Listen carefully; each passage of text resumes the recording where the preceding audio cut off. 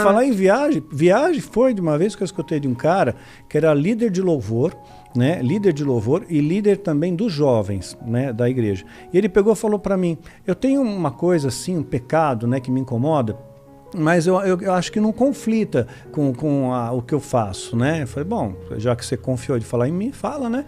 Ele falou, então, assim, eu tenho fantasias sexuais, né? Bom, fantasia e tal, né? Normal, né? Aí ele Quem quer duas gostosonas, bacana um boquetão? Aí ele pegou e falou o seguinte, falou, não, eu fantasio com o Guinho, o Zezinho e o Luizinho, com os patos. Quer dizer, ele tinha tara por pato. Então tá bom, né?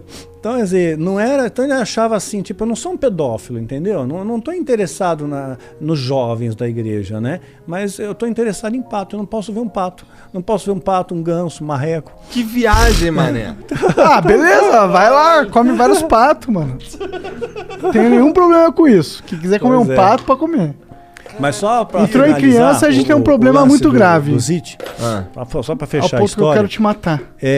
Perdi o contato com ele.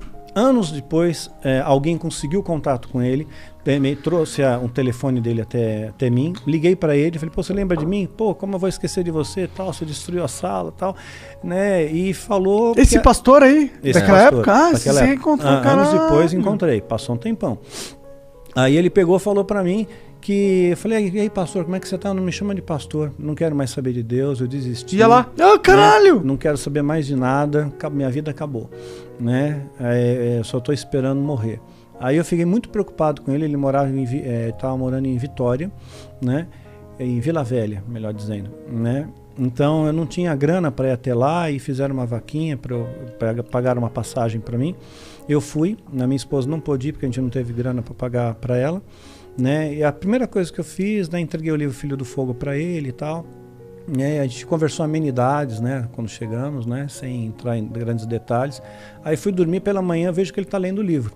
Eu falei, pastor, você está lendo o livro, né, que bom. Eu falei, pô, você me chamou de lontra aqui, né, de leão marinho, né, porque eu coloquei, né, no livro, coloquei, ele me lembrava o Leôncio. Tá. Né? Então, tinha um bigodão, não? Tinha um bigodão, tinha, né. Aí eu peguei e falei, foi da época, né. E ele, então, vamos dar uma volta. Aí foi pela praia, andando pela praia comigo, e contou toda a verdade, sabe? O cara se desnudou. E isso me fez crescer uma grande admiração por ele, porque ele não se escondeu, ele não se mostrou espiritual. Ele falou, cara, sabe o que aconteceu? Eu fui mandado embora daquela igreja, né? Você vê, o demônio não matou ele, não matou, mas matou de outra forma, sabe? Você morrer em vida é pior, né? E ele falou, eu fui mandado embora daquela igreja porque ninguém acreditava em batalha espiritual, viram meu escritório destruído, acharam que você tinha um problema psiquiátrico e eu incentivei isso, né? Me mandaram embora. Aí eu fui trabalhar, tentei trabalhar junto com meu pai, o pai dele era capelão da Unicamp e ele e o pai não estavam se dando muito bem. Depois ele foi para uma igreja numa cidade perto de Araçatuba, né? Não vou dar o endereço exato para não zicar. E curioso que eu estive nessa mesma igreja, ministrando um seminário. E quando eu postei a foto, eu mostrava a foto. Essa aqui é o Zit. Mostrava a foto, vi as pessoas chorando.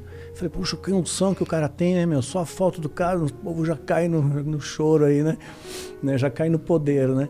Mas não, é porque foi naquela igreja, né, que ele pastoreou, né, o filho dele foi violentado, né? Sofreu uma violência ali. Por um diácono ainda, né? Caralho. Então, dentro da igreja, né? Então ele falou assim, poxa, meu filho sofre uma violência dentro da igreja, né?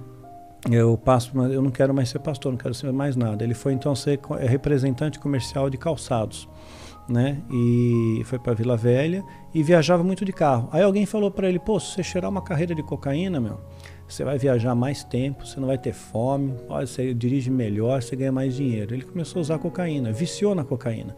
Aí ele começou a comprar cocaína, ele está numa região portuária, ele vai para o porto comprar. No porto está cheio de prostituição. Aí ele começou a sair com prostituta, ele falou que saiu com mais de 300, ele tinha medo de estar até com AIDS. Ele falou, e essa é a minha vida, né? E agora a minha esposa não deixa mais dinheiro comigo, porque se eu tiver dinheiro na minha mão, se eu tiver 10 reais na minha mão, eu vou comprar cocaína, eu vou fazer, e eu não consigo mais chorar, né? Eu sequei por dentro, não acredito mais em Deus, não acredito mais em nada. Eu fiquei chocado com aquilo, né? Eu falei, poxa, não sabia o que dizer, né? E eu falei, mas pastor, foi por causa do que aconteceu. Eu contei para ele do encantamento, do feitiço e tal. Ele não acreditou muito, né? Ele falou assim, não foi não. A igreja mesmo mandou embora, foi coisa da vida, né? Só que aí, quando nós fomos é isso que eu quero te mostrar depois. Quando nós estávamos no aeroporto para ir embora, nós batemos 2 fotos em tempos diferentes. Passou assim uns 15 minutos entre uma foto e outra, né? Então, numa eu estou presente, a outra eu não estou presente. Então, tem uma outra pessoa que bateu a foto, né? Todo mundo ali no aeroporto esperando. E depois eu também uma eu estou presente, outra não. Nas 2 fotos, nesse ato de tempo de 15, na época era revelação, né? Não era na hora, né? Quando revelou, bem atrás dele, do lado esquerdo dele, você vê uma mulher assim sentada, né? Ela está com as pernas cruzadas, mas você não consegue mais enxergar nada acima dela. E você vê um vulto, né? Num formato meio humanoide, assim, bem grande, né? Indo quase à altura do teto. Devia ter uns 4 metros de altura se a gente se pautasse pelo tamanho do pilar ali, né? E quando eu revelei aquilo, eu mandei para ele, e aí ele acreditou. Ele acreditou e eu falei, puxa, então foi mesmo, né? Tem alguma coisa atrás de mim que quer acabar comigo. Eu falei, mas já acabou, né? Já acabou, né? Aí eu falei, vem passar um tempo comigo. Eu morava no Vale da Bênção, né? Em Araçariguama. E ele passou uma semana na minha casa. E lá tem uma casinha de oração, tal, né? Tentava levar ele não queria saber de nada, né? Não queria nem falar de Deus, né? Queria falar de outras coisas. Então, chegou um momento que já era o último dia dele, né? Eu falei, puxa, Deus, faz alguma coisa, né? E quando eu levanto, ele está na varanda de casa, assim, com a Bíblia aberta. Sentei do lado dele. Falei, pastor, tá lendo a Bíblia, né? Ele falou assim, não, eu só abri, não consigo ler, né? Esse livro não tem mais significado para mim, né? Aí ele fiquei em silêncio com ele um tempo, né? E um silêncio perturbador, cara, né? De repente ele abaixou a cabeça, ficou quieto por uns instantes, olhou para mim, né? E falou, olha, um dia eu orei por você, rapaz, e te libertei. E hoje, né, através de você, muitas pessoas têm se convertido. Então eu tenho meus filhos e netos na fé, né? Tenho netos na fé através de você, que é meu filho na fé. E então eu tenho muito orgulho de você. Mas eu tenho certeza, se hoje você orar por mim, quem sabe Deus não me restaura, né? Então, cara, eu chamei minha esposa, falei, vamos orar pelo pastor, né? A gente orou por ele, né? E foi assim, um momento tão lindo, tão bonito, cara, né? Indescritível em palavras, né? Aquele homem chorou como um bebê, a gente chorou junto, se alegrou, né? E aí ele quis voltar para a igreja, né? Ser pastor. Só que, lamentavelmente, a igreja que fala de perdão não perdoa, que fala de amor muitas vezes não ama, e rejeitaram ele. Ah, você não é o pastor viciado em droga, tal, né? Então ele começou a vender pão de mel para sobreviver, depois se reconciliou com o pai, né? E acabou morrendo, né? E teve uma sepse, né? Teve uma infecção generalizada, acabou morrendo. Pois é, eu fui tentar consolar o pai dele, né? Fui até Campinas, né? Tentar conversar com o pai dele. Inclusive o pai dele está na abertura. Tem um vídeo no meu canal, Seminário de Missões, né? Ele aparece, ele dá um testemunho breve. O pai dele, o pai do Zite. Ele foi ali, ele estava doente ainda, mas ele foi. Eu falei, não, eu quero falar, eu quero... E eu mantive o registro até hoje, né? Então... eu fui para querer trazer algum conforto para ele, né? E eu não sabia o que dizer. Falei, mas só dizer para um pai que perdeu um filho, né? Então, e ele ficou em silêncio e falou para mim, sabe, você está querendo me confortar? Vou te dizer uma coisa, rapaz. Quando meu filho nasceu, eu levantei ele e falei, Senhor, é teu, né? Me capacita a cuidar dele, né? Para que siga nos teus caminhos, né?